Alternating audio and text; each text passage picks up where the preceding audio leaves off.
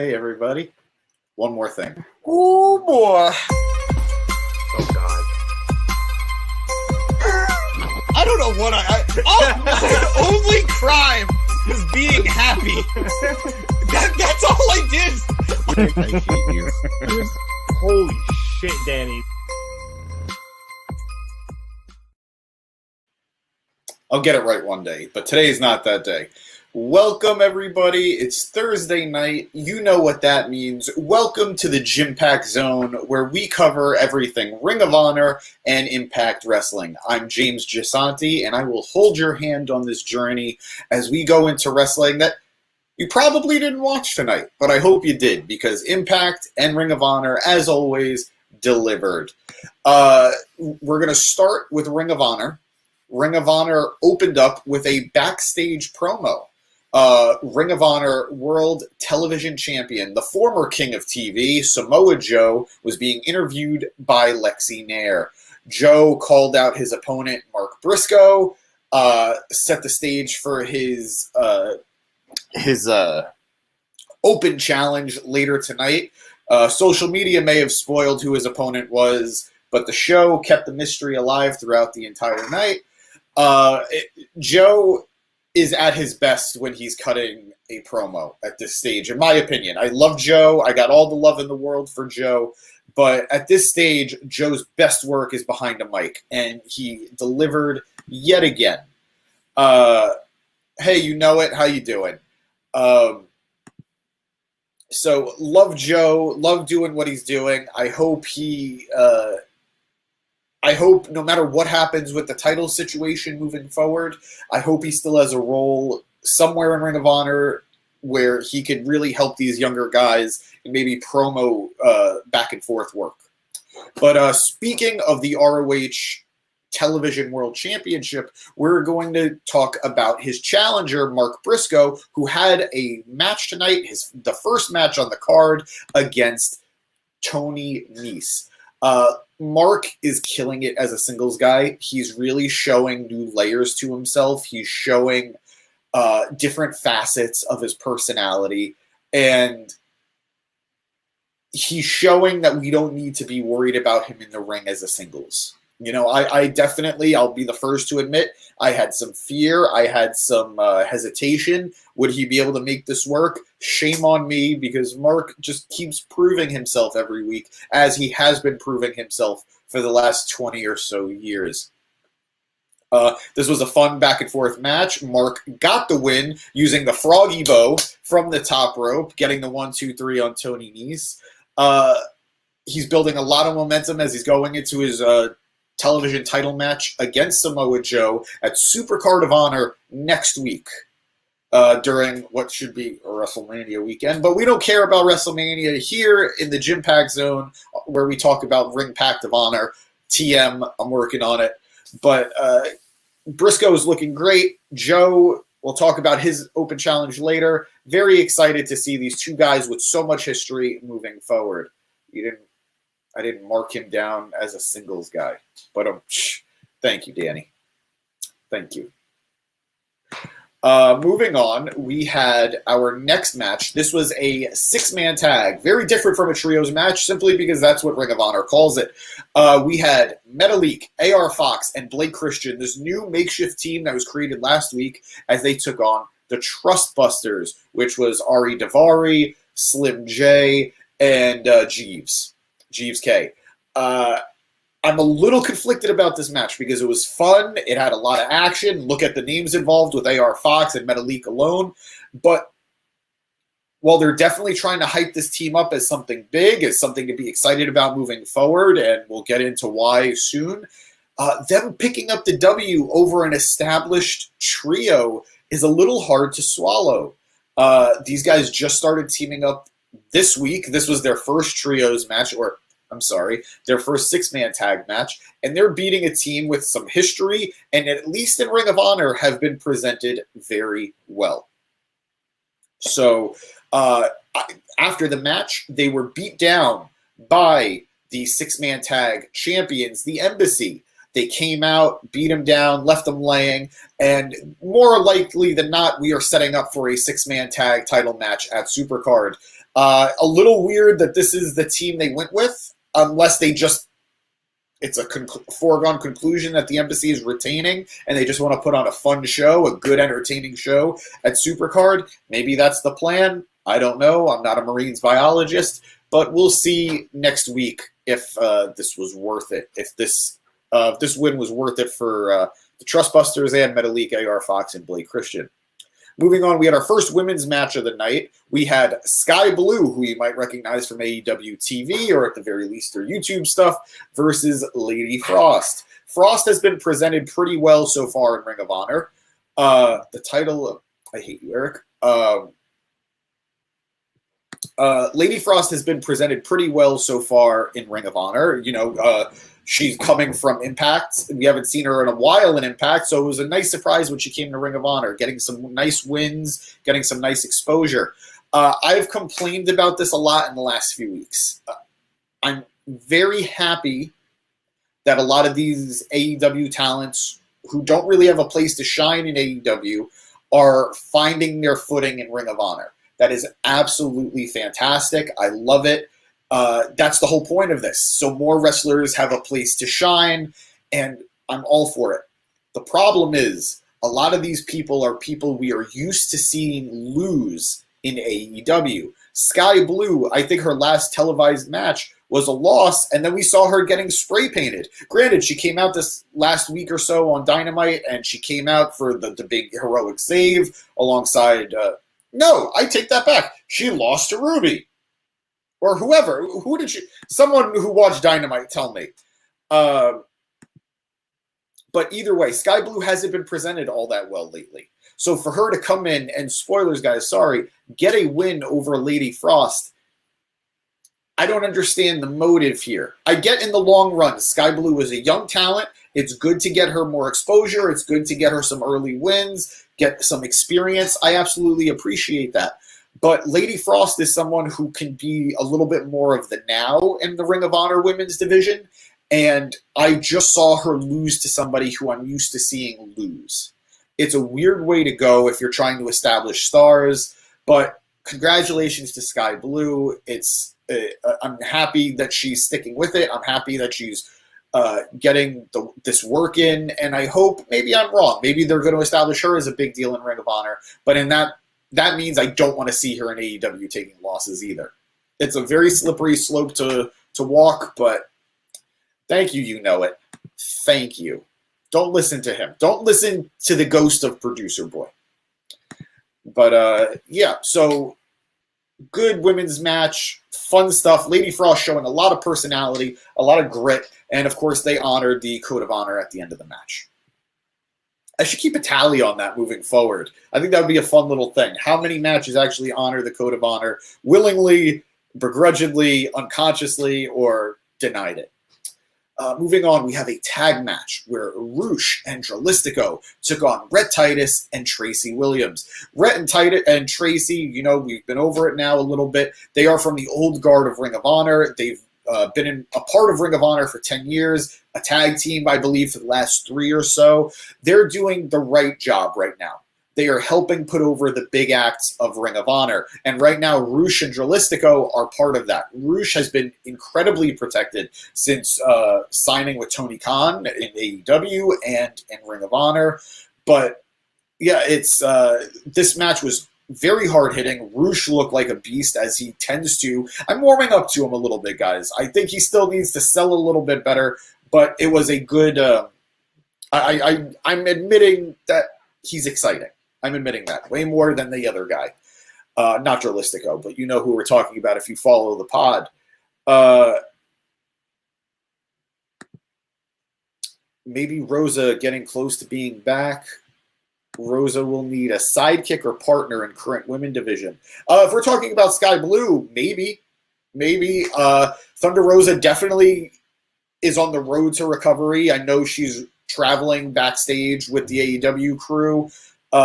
She's doing the Spanish commentary for AEW. I don't know if she's ready to wrestle yet, but we are looking forward to her getting back in the ring and probably away from the AEW women's title. But yeah, back to this tag match. Roosh and Dralistico looking great. Roosh getting the pin, the 1-2-3. It really felt like they were building him up to go for the Ring of Honor title against Claudio. And he still looks dominant. He still looks strong. But I guess a little directionless right now. JL, okay, I'll just say it. I did not watch Ring of Honor after finishing schoolwork. I watched some breaker matches. Sue me. You know, Jay, you live your life, buddy. I'm happy for you. I really wish we covered NXT a little bit more here on the pod. It's just, there's only so many hours in a week. You know, I got to sleep.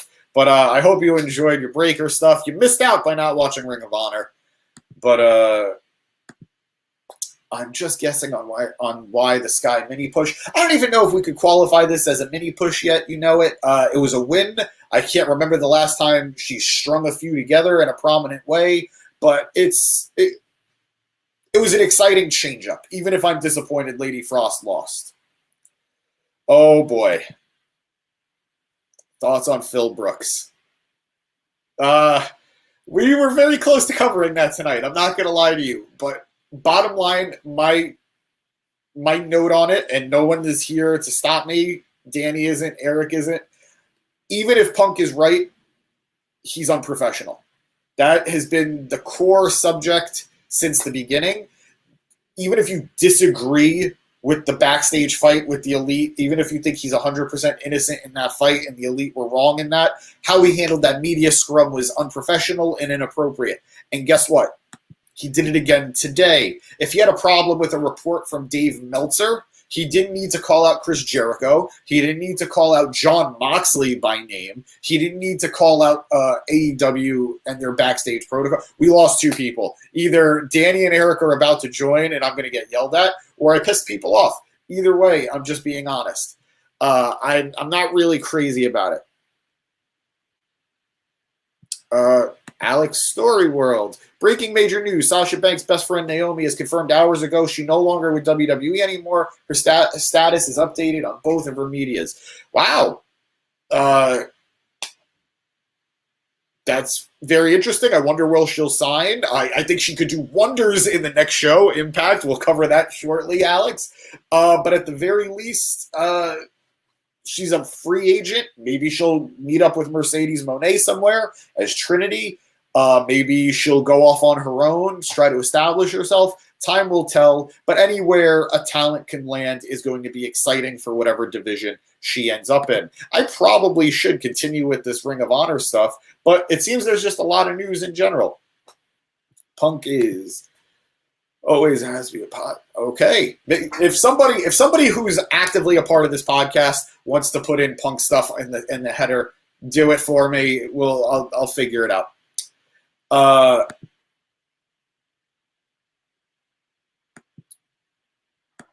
But yeah, guys, so back to Ring of Honor. Roosh and Dralistico getting the win. And still, yeah, a little surprising that they don't have Roosh going for the Ring of Honor title. A little disappointing if you're a Roosh fan. That said, this next segment really reminded me why I don't care and why I'm more excited about this, as we had a sit-down interview between Claudio Castagnoli and Eddie Kingston being moderated by Caprice Coleman. Both men were able to go at it. We all know Claudio isn't the best promo. He's very talented in a lot of ways.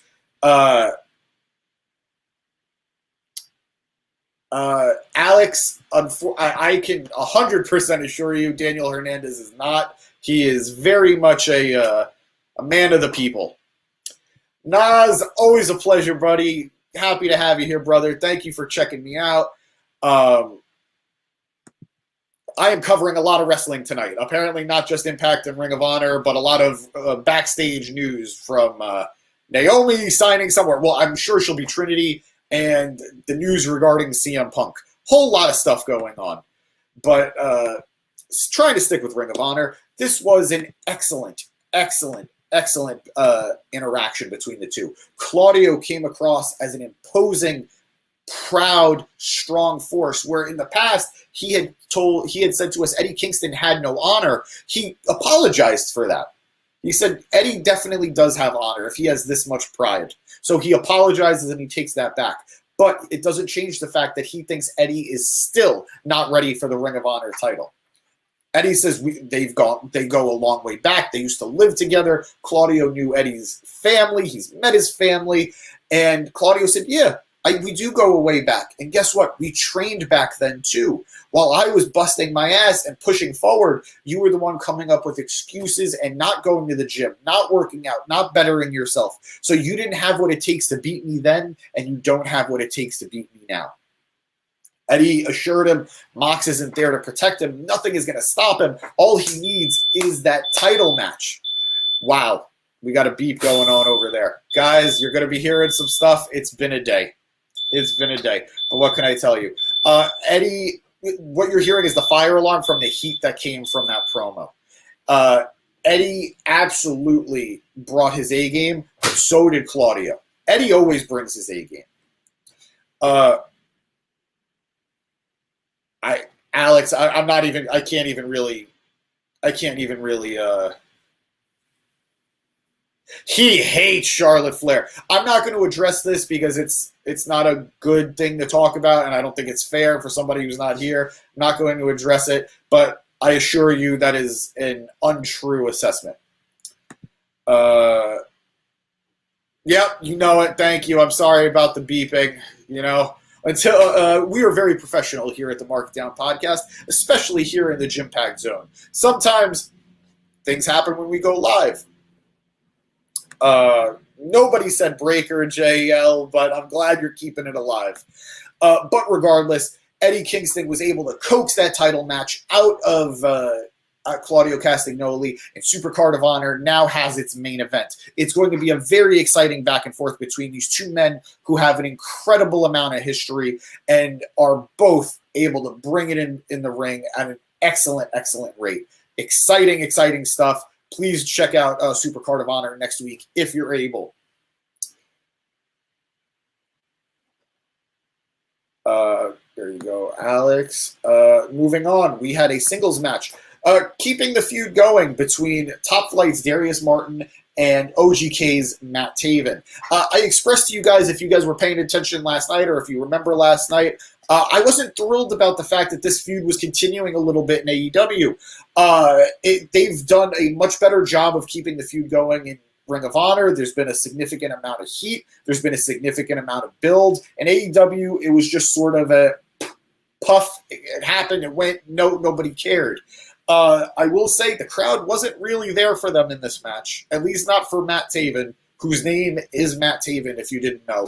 But it was okay because both men really delivered, or did the best of their ability to deliver. Darius definitely, he's still showing, in my opinion, a little bit of rust from his time off, unfortunately. I've always been a fan of Darius, just as I have been of Dante, and I'm really hoping he finds his footing. Him staying in the tag team with his brother is certainly helping him keep his conditioning at a certain level. I do think he maybe needs to step it up, but it didn't, as tired as he might have looked, it didn't affect any of his footwork. It didn't affect how he moved, and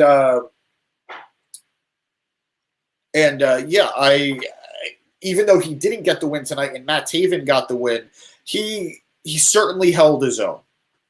We then had a beatdown where Mike Bennett came in, helped Matt Taven beat down Darius until Darius's brother Dante ran in for the save, chasing the OGK out. This feud is definitely coming to a head. They're doing a good job of keeping both teams relevant and strong looking. They've exchanged singles wins. If this was a WWE 2K game, right out of my playbook. But yeah, what did you think of the match? If you watched it, if you didn't, take my word for it. It was all right, even if the crowd didn't agree. Moving on, we had the Embassy's Brian Cage taking on Tony Deppen. I'll be honest with you guys. I expressed it to you when Deppen took on Joe. I don't really get him. I don't get what he's going for. I don't get what his shtick is. But he seems to be getting it together in the ring. I got a little bit more comfortable with him tonight than I did during the Joe match, where Joe essentially just squashed him. Here he got in a little bit more offense against Brian Cage, but alas, it still wasn't enough, and Cage did get the 1-2-3. But the story there isn't with the match, it's with what happened after, because as if the win wasn't enough, the Embassy continued to beat down Deppen after the match until the new team of AR Fox, Blake Christian, and Metalik came out to make the save. They came out with pipes, they came out with a chain, and they were able to drive the Embassy off. I would love to see the Righteous return to attack the Kingdom. Absolutely. Vincent hasn't been doing anything, unfortunately. There are rumors that he's going to WWE and he's going to be a part of Bray's story. But honestly, who even knows if Bray is going to be in WWE much longer? It's all been a lot. The Vincent and Matt Taven feud was insane. It had so much heat. Another member of the Kingdom, not the original Kingdom, but a Kingdom, until Matt Taven came back to make the save for... No, until Mike Bennett came back to make the save for Taven. Let's see if Vincent will pop up anywhere. He's too good a talent to not be doing anything. Deppen seems confusing, but I know he's someone who's figuring out what wrestling style he wants in his offense. Very good observation. I completely agree. I know he's a former Ring of Honor television champion. I know he has a certain pedigree, but for someone who's not familiar with him, I can't really say what the overall package is.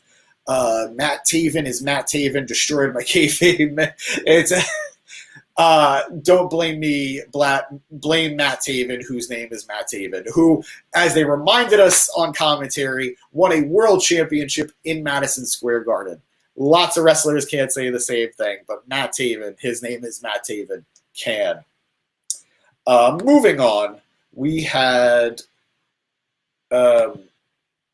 two Ring of Honor, I don't want to say originals, but definitely the old guard of Ring of Honor. Silas Young taking on Shane Taylor. We haven't really seen Shane Taylor in this new era of Ring of Honor. Silas Young made his debut last week after a year of not appearing in a Ring of Honor ring.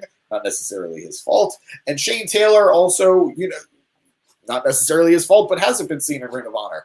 But this was a nice return to form for both men. Taylor getting the W over Silas Young. At the very least, even if you don't understand who these two guys are, I hope the match entertains you, and I want you to know that this is just enriching the world television division. These are two strong mid-card talents who can sometimes pop up to the main event, and they both had a fun, hard-hitting, stiff match, in my opinion, but I expect that when I watch Silas Young, and I'm not as familiar with Shane Taylor, but from what I have seen of him, my memories of him, he is a very strong, very passionate wrestler, and it's exciting to see him get such a strong start in this new era of Ring of Honor. Moving on, we had another women's match between the young Billy Starks and Miranda Alizé. I had to really remember how to say that name. I saw where Shane was in the practice ring training with Keith Lee, so maybe it's upcoming plans for those two as a tag team. They've already had a history as a tag team. We saw it touched on in AEW when Swerve brought Shane Taylor to take on Keith Lee and no, I take that back. Shane brought a partner to take on Keith Lee and Swerve, and that was the match where Swerve betrayed Keith Lee. Keith still got the win, so not really a great outing for Shane Taylor, but he's better than that loss. Don't worry about it. Moving back to the women's match, Billy Starks versus Miranda Alizé. Alex saying Billy Starks is very impressive. I completely agree. I'm not familiar with her. I wasn't familiar with either woman before this match started, but they both impressed me. Alizé looking like a more confident veteran, and Billy Starks looking more like a young, passionate rookie. And with a lot of momentum that she could build. James, I really love Billy Stark. She reminds me of a wild side Liv Morgan. I kind of got that vibe too. I would love to see what they can do with her. I think she's somebody that they could put a lot of time into. And I think the same thing about Alizé as well. Alizé could offer a lot. I love Lucha. I love women in Lucha. You don't really see it that often. The only other big name I know of is Taya Valkyrie, who we will talk about on the Impact side of things in a little bit.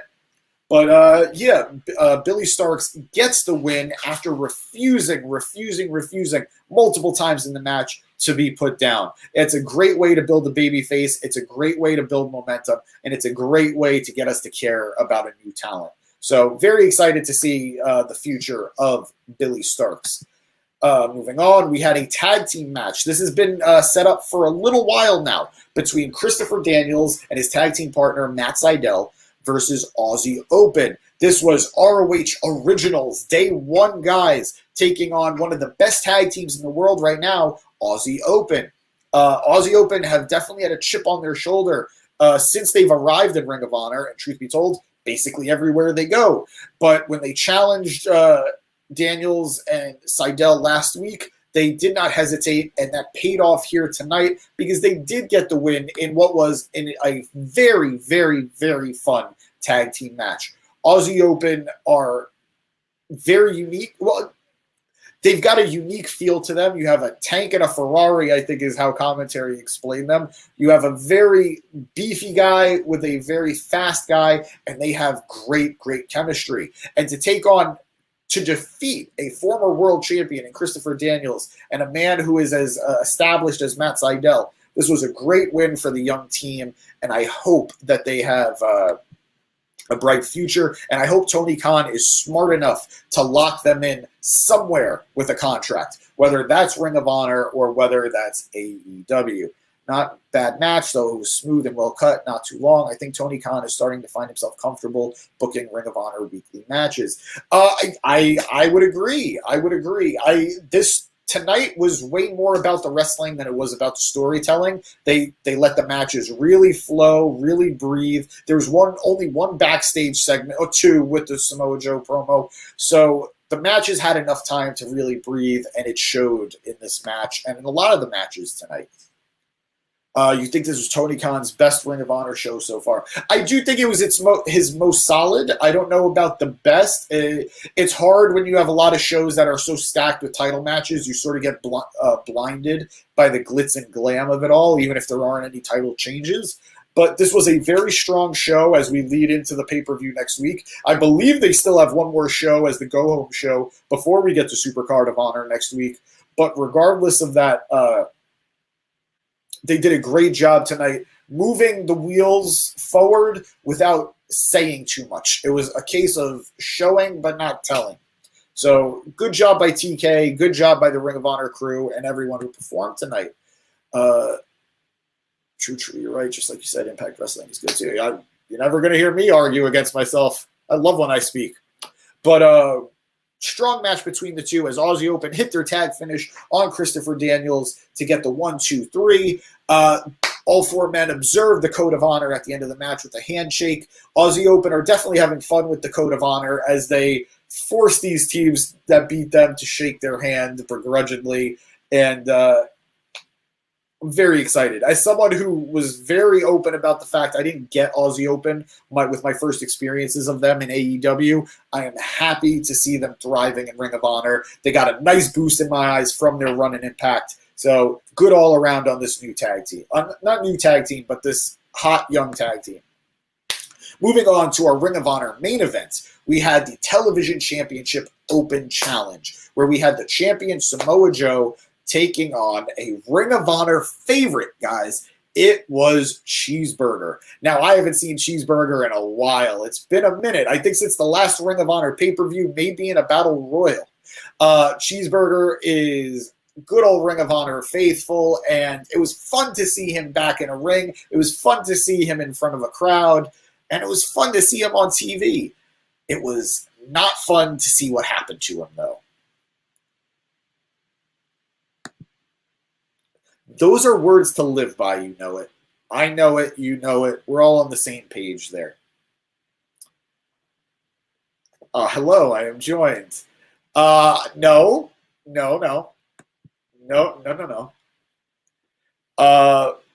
I have my own producer boy tonight who just joined me. Cheeseburger has been joined. Hello! Hey, what's up? What's going on? What are we talking about? We're just finishing up with the Ring of Honor main event. I know what's about to happen. I do. All I ask is let me get through this main event, and then we can do whatever we got to do, and I could prepare for battle.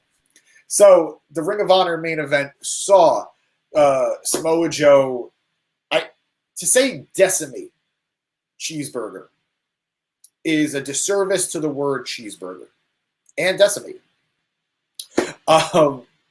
Joe obliterated him and hit him with the muscle buster in what felt like under 30 seconds. Got the quickest win in Ring of Honor we've seen so far.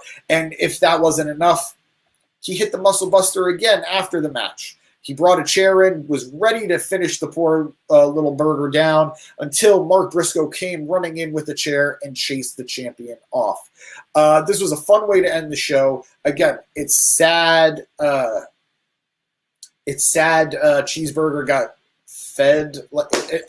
I didn't have any other way of saying it. I'm not proud of it, but Cheeseburger got fed to Samoa Joe. Hopefully, we see Cheeseburger again very soon. Hopefully, in a win. You're mad at that line, aren't you? What? That Cheeseburger got fed to Samoa Joe. No, I think it's great. By all means, hey, Alex, it's the guy you called racist. I defended you. Because I don't like Naomi. Naomi is overrated, man. She's not that good. She can't cut a promo to save her life. Talk about Montez Ford. Talk about Bianca. You got so many better people than her. Anyway, I'm sorry. Cheeseburger is being fed. But no, it has the you already put it up. But anyway, Cheeseburger was butterbean. But yeah, that was Ring of Honor, guys. That was a fun Ring of Honor show. Alex, I don't know if I agree it was the best one, but it was a strong, solid one. We're all friends here. Sometimes in the JIMPACT Zone, things get a little wild. So all's well that ends well, but that's kind of up to Danny, actually. It's cool, but James has foreigners, so. Not true. Not even in kayfabe. But yeah, I really enjoyed Ring of Honor tonight, guys. I don't know if you let me know what you thought about it in the comments. If you didn't watch it and you're only here for Impact, get ready. We're about to go into the JIMPACT Zone. We're about to talk about Impact. It was a fun show. But yeah, tell me what you thought of Ring of Honor. Give me a rating in the comments. Danny, are you going to join me or? I mean, it wasn't bad. It wasn't bad from what I've heard from this review. Did I do a good job of reviewing it? I think so. You did a good enough job that it compelled me to come in here. That was the biggest honor I've had since we've started this podcast. So thank you. You don't want to talk about anything else before we talk about Impact? Oh no, I think we have to talk about something else. Do you want to talk about that first, or if you want, you could talk about Impact, and then we'll fucking end the stream and come right back alive and talk about Punk. Are you guys going to join us for that? Because I'm happy to do that. Alex, I think, will join us for the Punk talk, so I'm down to do that. I promise, Danny, I'll get through Impact relatively quickly. It wasn't a super long show. I don't want to stymie your review. Stymie me. The show started. We don't really cover before the Impact, so we're just going to go right to the main show. We had a tag team match, a 6-man tag between Time Machine and The Design. So Time Machine is the Motor City Machine Guns, Chris Sabin and Alex Shelley, teaming up with Kushida against The Design, who is consisted of Diener, Big Con. You're familiar with him if you knew who was his tag team partner? Victor, The Ascension. And Alan Angels, who you know from the Dark Order. It was a fun 6-man tag match that went way longer than I thought it would. There was a lot that they packed into this match. These 6 men really put it out there. James, Mike Bailey gets an upgrade. I don't know about an upgrade, but I am very, very excited for this match. Very, very excited. It's a match that I am thrilled to say that I'll be seeing live. So it's tough for me to say anything is an upgrade from Will Ospreay, but this, if you're gonna do it, that's a pretty good one to do it. But yes, so we had the 6-man tag. Both teams really brought it all out to each other. Allen Angels, man, this was the Allen Angels that took on Kenny Omega. This was the Allen Angels that people were pissed Kenny Omega didn't beat in 6 seconds in AEW. I was super, super happy to see him get such a shine. And unfortunately for him, while he was the one to tap out in the match to Kushida, at the end of the match to Kushida, there are worse people to lose to. You know, if I'm going to tap out, I'm going to want to tap out to Kushida. So good, strong match between the 6 men. I'm hoping that they give Allen Angels more to do. Big Con, you know, I've got nothing against him. He doesn't necessarily do it for me, but he fits his role in this group well as the muscle. So good match. It ended with a little bit of confusion as Callahan says he tried to save Diener, but in the end may have cost them in the long run. Let's see how this will affect his initiation into the design. But overall, something is going to give with that group sooner than later.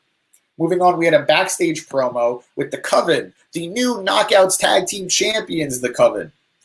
They are taking issue with Rosemary saying that they don't own or possess the magic that they say they do. You know, I'm just taken aback by the fact magic is legit in the Impact Zone. There's no hiding it. It is just an honest to God real entity in Impact. I'm going to see what he said here. Allen did his thing. I feel like him and Laredo should be a tag team and go after the Motor City Machine Guns. Well, they might have the opportunity to in the future because I don't know if you saw, the Motor City Machine Guns signed a new Impact contract today. They're not going anywhere for better or for worse. They are sticking with Impact, and they're going to stick with this division and hopefully be the anchors for as long as they feel like it. If that was the move they wanted, all the power in the world to the Machine Guns. Congratulations to them. But yeah, the Coven took issue with being called a charlatan. That was a big word. It was a big word for this promo. So, but again, congratulations again to Kylan King on winning a tag team title in what was essentially her first main roster match in Impact, and way more than she ever did in AEW. Moving on, we had another backstage promo where Champagne Singh was talking about all the money he now has and all the money he won. It definitely felt very happy Corbin, for better or for worse. Let's see if they're able to stick the landing a little bit better than Corbin did in WWE. But that's a thing that happened. We have another backstage promo. Guys, yes, there was a lot of backstage promos in Impact. Wait, can I just say real quick that Please. Man, sad down on his luck. Corbin was the best thing that guy's ever done in his career, and I don't think it's ever going to get better than that. But yeah, that's all. I agree. I'm eating now because I thought that was going to be a little bit longer. So that's sorry. I'll say, let me rephrase that, actually. Let me say that, I mean, it is the best thing he's done in his career, but it's also a more realistic way to put it. It's the pretty much only interesting thing he's done in his career. I like the Lone Wolf. I liked it in the beginning. I'm sure you did. I don't believe anyone who says that fully. I think I think even like is a strong word. I think maybe you were like, oh, this is all right at best. You know? I'll take it. Charlatan, yep, I'm right there with you. You know it. Spelling is not a strong suit here on the Mark It Down podcast. At least not for me. But yes, moving on, we did have Joe Hendry versus Miro from AEW as soon as he gets out of contract. All right, I want Joe Hendry in everything, everywhere. He should win the AEW championship. He should win the WWE. He should be the one to beat Roman Reigns. He should win the Ring of Honor championship from Claudio. we're all living in Joe Hendry's world. Are you talking about local hero Joe Hendry? Yes. So, yes, Joe Hendry versus Miro would be great. We've already seen that he could go against bigger guys like Moose already. We'll get into that later for the main event. But right there with you. But, oh, my God, why are we... Oh, yeah, so backstage promo, Eddie Edwards and Kenny King. God, so many Kings, so many Kennys, so many Eddies. I think one Edward, whatever. But we had another backstage promo where Eddie Edwards and Kenny King discussed what brought them together after the ending of Honor No More. Unfortunately, it was the passing of their friend Jay Briscoe that made them realize life is too short. Family is family. You got to stick together, and that's what Kenny King did. What you do for family is sacrifice. So tomorrow night at Sacrifice, the Impact pay-per-view, Kenny King will be taking on PCO. Beautiful wordplay, honestly, from Kenny King. So, yep, another match added to the Sacrifice card for tomorrow night. We then move on to our first Knockouts match of the night, where we have Savannah Evans, who is apparently a cannibal, taking on Deonna Purrazzo, the Virtuosa. You guys know I'm a big fan of Deonna Purrazzo. I'm a big fan of the Virtuosa, and she did a great job in this match. And to her credit, so did Savannah Evans, as did Jay Vidal and Giselle Shaw on the outside. Deonna Purrazzo is Triple H's biggest mistake with NXT. From Danny's lips to God's ears, I completely agree. Deonna Purrazzo is a star. She would be a star or should be a star in any and every division she's in. If Tony Khan is smart, the moment her Impact contract is done, he gobbles her up into the AEW or Ring of Honor women's divisions. But I'll be honest, she is right at the top of the Impact Knockouts division, and maybe I don't want to see her leave. I'm honestly not sure. That's a great question, Alex. Is there any update on Tasha Steele? Not that I know of. All of these Impact episodes were definitely part of one or two tapings, so she probably missed that taping after the pay-per-view where she got betrayed by Savannah Evans. So I'd imagine I wouldn't be shocked if we saw her showing up soon, probably tomorrow night at Sacrifice, and if not at Sacrifice, at the tapings that will be happening this weekend after the pay-per-view. Deonna literally upgraded herself. Absolutely. Absolutely. I don't know if JL is here to be upset about with what I'm about to say, but Impact is better than NXT. Deonna, the Knockouts division is better than the NXT women's division, and she really, really made the right decision by moving forward. Her rear view was nice tonight. The move, yeah. Yeah, the move was good. But yeah, I barely watch Impact, and I don't even think you're wrong for saying that. I mean, Impact were the Trailblazers and having a strong women's division, and absolutely, you can make fun of Impact for a lot of things. Women's wrestling will probably never be one of them. Absolutely. But yeah, that was a fun match. We got a Deonna Purrazzo win, which made me a little worried for the pay-per-view tomorrow, because if you guys know anything about wrestling, the rules of get yourself a pro. We're not there, Alex. Maybe one day when we hit 600 subscribers, I'll cut a wrestling promo. But yes, we had Deonna got the win, which made me guys. Just so you know, what was that number you said? 600. Cool. Guys, just know I already have a really good wrestling promo that James cut in my back pocket. My God. Oh, God, he is right. That's a little scary. Shouldn't have given him that. But anyway, I got scared because the rules of opposite momentum say if you win the show before the pay-per-view, you're going to lose the pay-per-view. But lo and behold, my fears were calmed when they did a beatdown onto Purrazzo after the match. Savannah Evans, Jay Vidal, and God, every noise in the book tonight, guys. All right, James, your wash is done. I guess, okay. He didn't know I was coming on the stream when he did that. He got up before he saw me, just saying. But yeah, Danny, you gotta turn the wash over. Maybe put it in the dryer now. Between my fire alarm and the washing machine, I've had fire, smoke, and water all on this one podcast. If we get an earthbender in here, I'm Aang the Avatar. I was thinking the song like "Smoke on the Water, Fire in the Sky" kind of thing. But sure, we'll go with yours.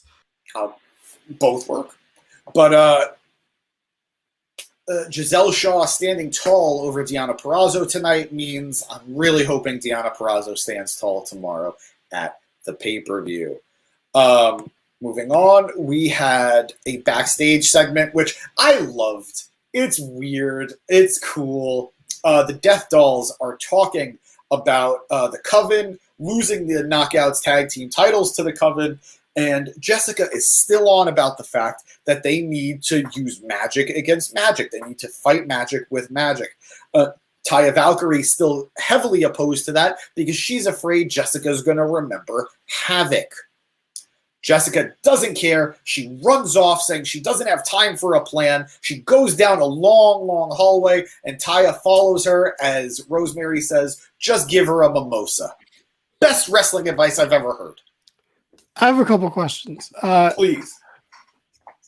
Because I'm not, as much respect as I have for the Impact's women's division, I'm not fully versed in all of the lore and characters.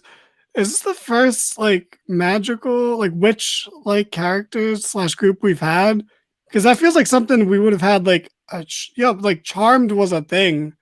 Was that not a gimmick back then? As far as an actual grouping, I'd say so, yes. We actually got a big cluster of them recently. We had Father James Mitchell working with Allison Kay, and I forget who her tag team partner is. And they definitely had a vibe to them that was magical just because they were with Father James Mitchell. The Dolls weren't supernatural. They were just creepy, right? The Death Dolls, it's tough because Rosemary is from a group called The Decay. And The Decay, when they first started, is that the group that kidnapped Gail Kim? Was that it? Yes. They were also part of the Hardy Boys Delete or Decay tag team match where they invaded the Hardy compound trying to steal Maxwell. So there is definitely some level of supernatural to them, but the question is it more a Bray Wyatt situation or more a Undertaker situation? We don't talk about Alexa Bliss's character. But also, I mean, when I say I just mean actual witches and coven stuff. Yeah.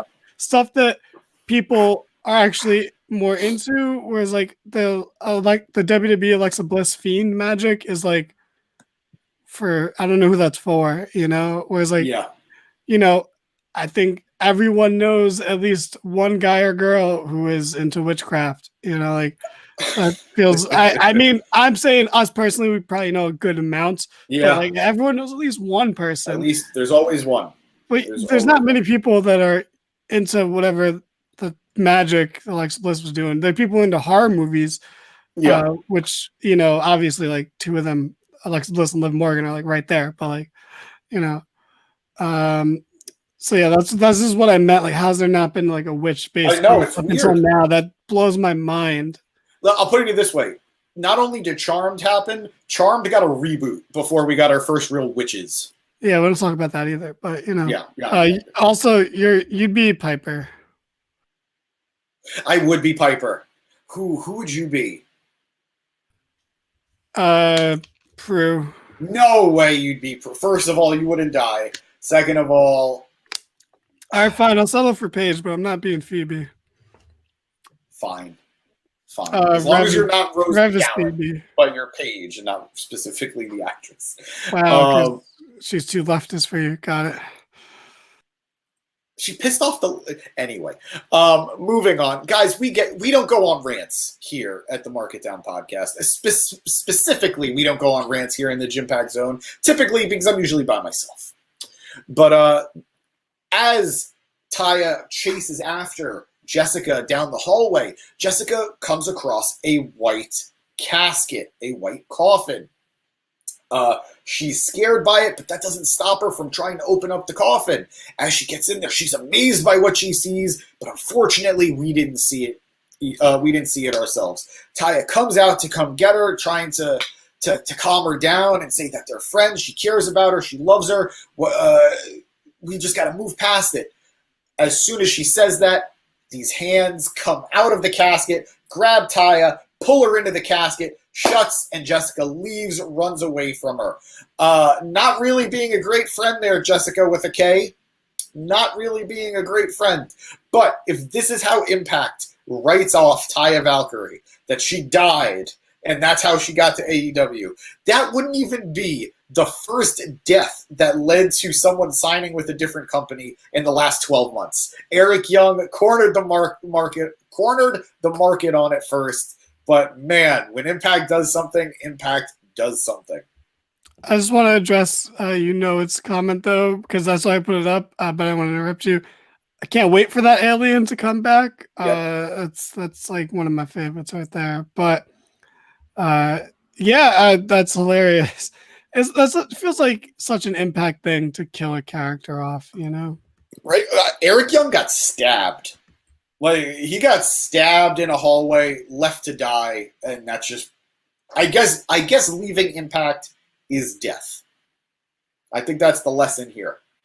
But very excited to see where that goes moving forward. We then had our our only intergender match of the night, where we had Bully Ray teaming up with Masha Slamovich to take on Tommy Dreamer and the Impact Knockouts World Champion Mickie James. Man, wouldn't it be crazy if Mickie James had like a life partner or a husband or something that would come out to defend her against the man who is constantly trying to brutalize her? I'm not even a big, huge Nick Aldis guy, but come on. First of all, she's too old to have a mate in life, obviously. Did you not watch WWE programming in 2017? Second of all, are you saying that she's just a weak woman who needs a strong man to defend her honor? No, but I will say she did need a woman to defend her honor tonight, but we will get to that. This was a fun match. Bully Ray is to Impact as to what Jeff Jarrett is to AEW right now.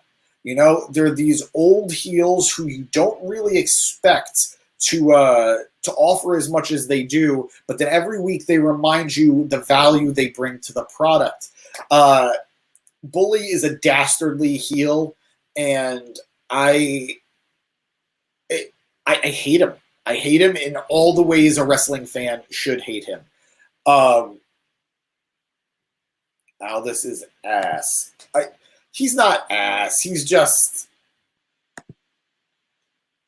Nope, that was the wrong one.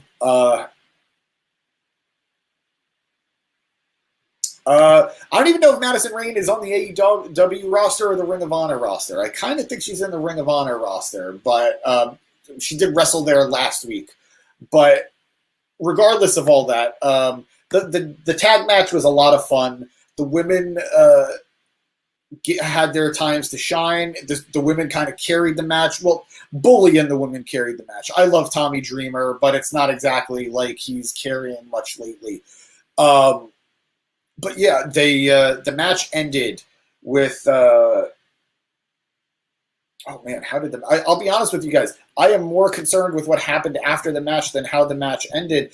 But I can tell you, Bully Ray and Masha did beat Mickie and Tommy. And then, when Mickie and Tommy went for the tables on the outside, they came back. Tommy got pile driven by Bully, getting the 1, 2, 3. And that was all Bully needed. Once he saw a table, his inner Dudley boy, his inner Mae Young hater came out, and he tried putting Mickie through the table. Alex, I would bet $5 Eric doesn't even know who Eli Drake is, unfortunately. As Bully is preparing to put Mickie through the table via powerbomb, Jordan Grace comes out, hits Bully with a kendo stick. She goes for a spear, but instead hits Mickie James. Bully and Masha walk up the ramp, and Jordynne Grace is left upset that she attacked her sacrifice opponent a little too early. She wants Mickie at the top of her game. She tried to make the save, but it didn't go that way. Lots of storylines commingling in this one bit, and very excited for the women's stuff in this. Mickie versus Jordynne Grace 2 is going to be really good. Really happy that they're keeping Masha Slamovich involved. And Tommy Dreamer. Well, enough said. Right, guys? Enough said. Tommy Dreamer. We then have a 2-part backstage segment where Rich Swann is sitting down with Frankie Kazarian saying how the stuff Steve Maclin is saying is kind of getting in his head. You know, maybe Josh Alexander, the world champ, doesn't respect Rich Swann. Maybe he brought him along because he thought he's not a problem at all. He's not something to be worried about at all. He's not a friend. He's placating him. Frankie tells him if you feel this way, you should talk to him. Rich Swann, being the adult, mature man that he is, decides to follow that advice, and instead, he goes to find Josh Alexander's locker room. After a commercial break, he finds that locker room, but instead of finding Josh Alexander, he finds Steve Maclin going through Josh Alexander's bag. He was very upset about this. He confronted him. Why would you do that? Steve says, I'm only here because Josh wanted me here. And then he leaves, leaving Rich Swann very confused. We then had a little bit of a break from that story where we had our main event, a tag team match between Dirty Dango, otherwise known as Fandango, teaming up with Joe Hendry. Danny, this is like the 17th time I've done this. Every time I clap, he just doesn't show up. One day, hold me to it, he will. But taking on Moose and Brian Myers. It's funny seeing this odd couple of Joe Hendry and Dirty Dango. Joe doesn't really want much to do with Dango, but Dango seems to be a super fan of Hendry's. Eventually, they did kind of find their groove in the match, and it was fun to see them get there. But unfortunately, it wasn't enough, as Myers delivered Joe Hendry's only his second loss in Impact since coming back and winning the Digital Media Championship. That's a huge win for Brian Myers, a huge loss for Joe Hendry. That was good. That was good. And he won them against Tom Brady because fuck that guy.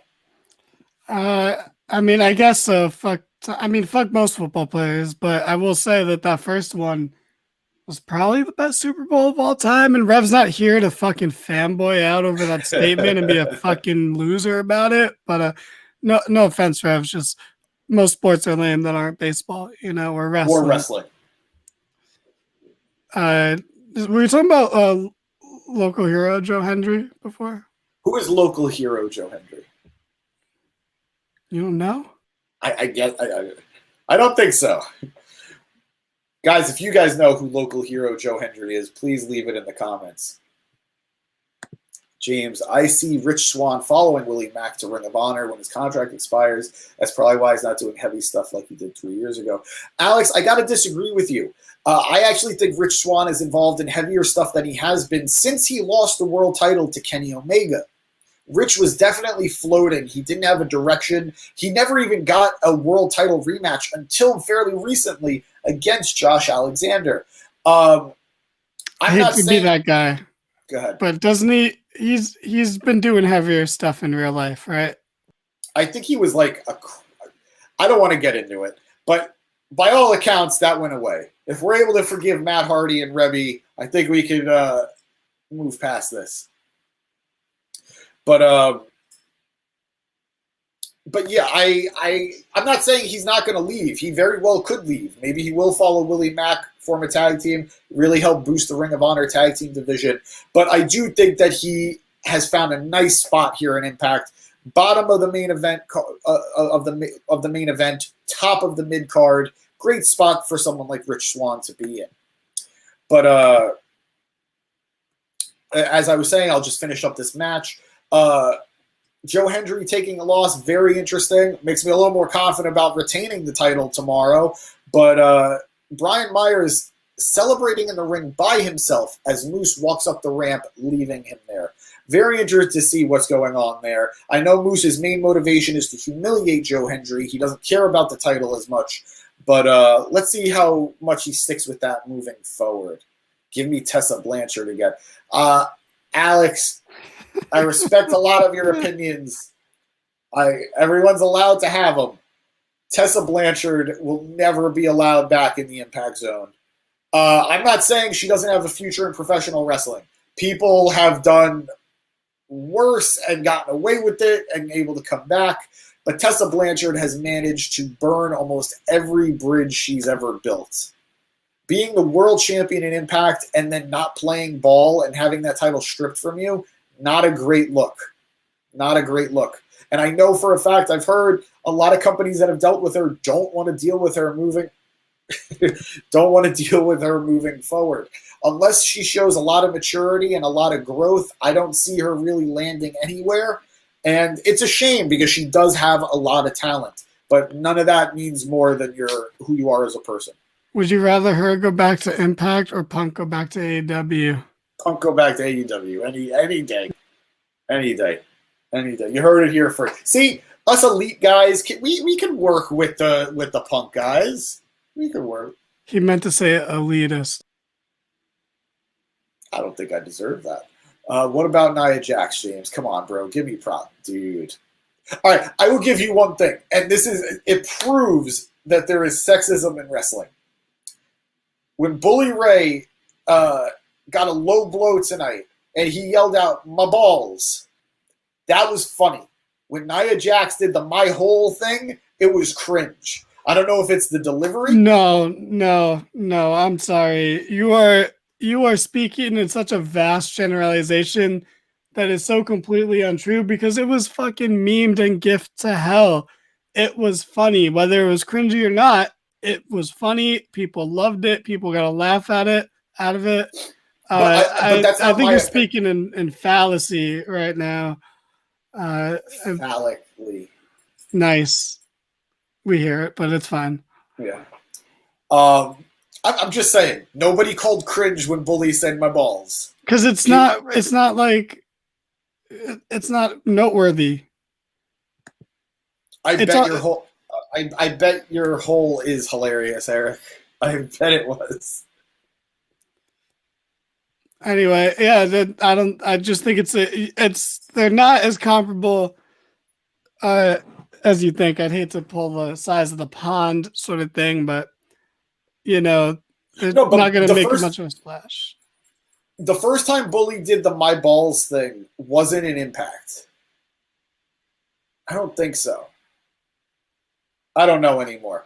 I know this isn't the first time he's done the "my balls" thing, though. But regardless, more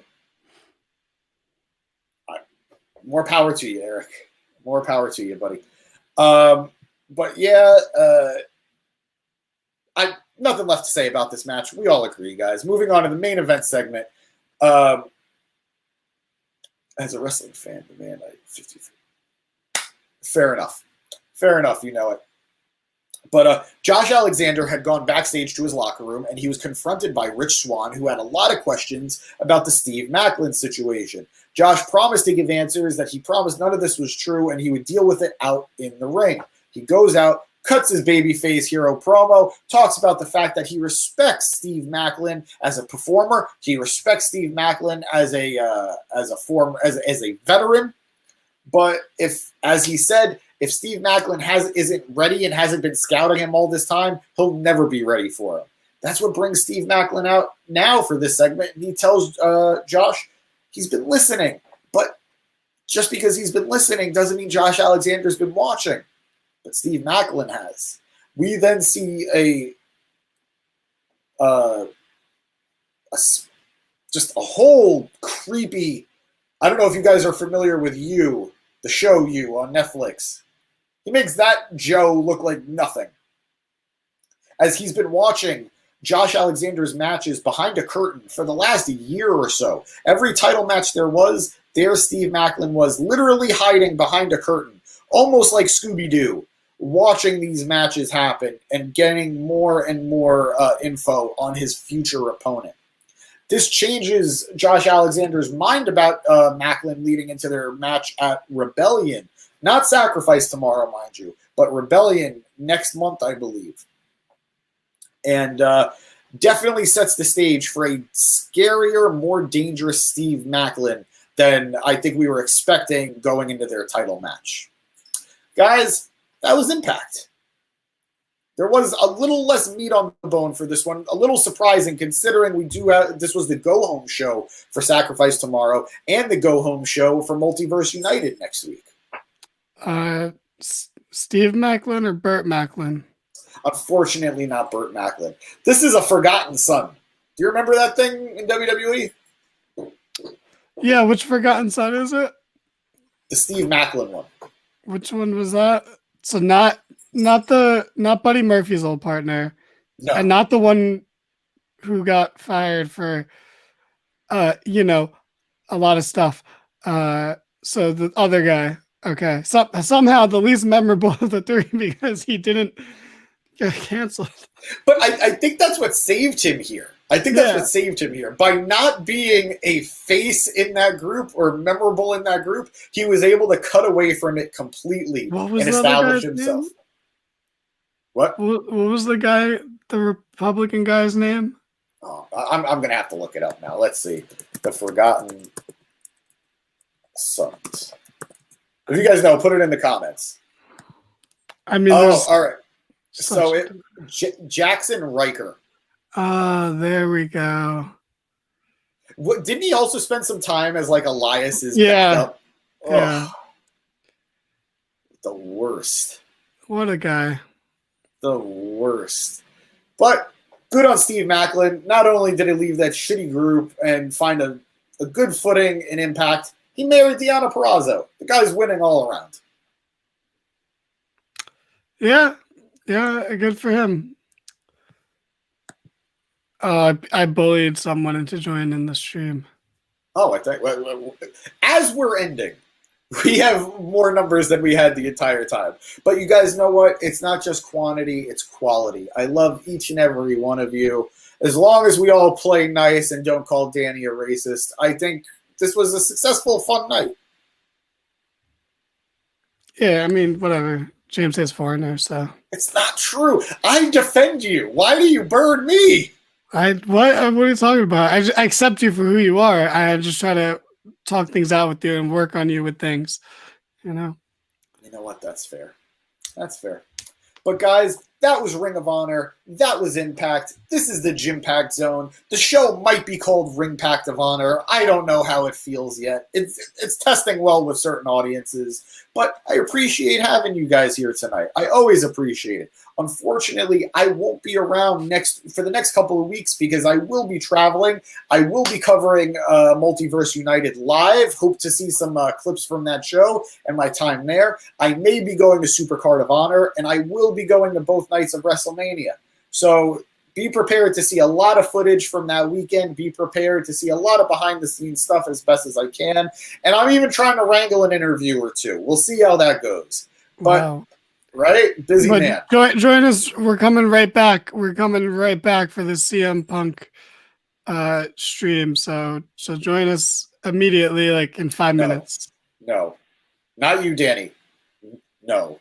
You have to acknowledge comments now. We're at outro, and All right. So we're about to outro. I love you guys. This is Danny, Not Racist Hernandez. I'm James Giasanti. I love you. Thank you, and I'll see you next time. Do I do an intro or do I think it's this one. Later.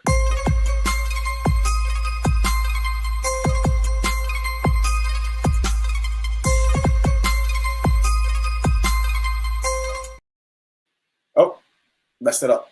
I did mess it up. We'll just do it again.